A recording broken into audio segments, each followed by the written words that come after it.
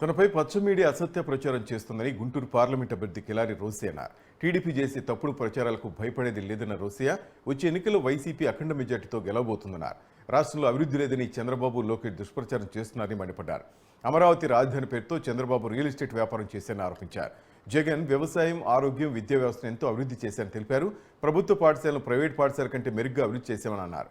రైతు ఆత్మహత్యలు నివారించిన ప్రభుత్వం ఏదైనా ఉందంటే అది కేవలం వైసీపీ ప్రభుత్వమేనని రోసియా అన్నారు. అహంకారంతో ఏ స్థాయికైనా దిగజారుతా ఉన్నారనేది ఈ యొక్క వార్తలే ప్రూవ్ చేస్తూ ఉన్నాయి. ఎందుకంటే ఇంతకన్నా వాళ్ళు ఏం చేయలేరు. డబ్బు మతంతో ఏదైనా చేయగలుగుతాం, ఏదైనా కొనగలుగుతాం, ఏదైనా రాపించగలుగుతాం అని ఎల్లో మీడియా ద్వారా ఈరోజు ఈ ప్రయత్నాలు చేస్తూ ఉన్నారు. ఇక్కడే మనకి క్లియర్గా అర్థమవుతా ఉంది వాళ్ళ ఓటమిని వాళ్ళు ఒప్పుకుంటా ఉన్నారని. నేను ఒకటే చెప్తా ఉన్నా, 2 పర్యాయాలు వైసీపీ ఇక్కడ ఓడిపోయింది, కానీ ఈ 3వ పర్యాయం వైసీపీ ఇక్కడ గెలవబోతా ఉంది. వైఎస్ఆర్ కాంగ్రెస్ పార్టీ జెండా గుంటూరు పార్లమెంటు మీద ఎగరబోతా ఉంది. ఇది స్పష్టం.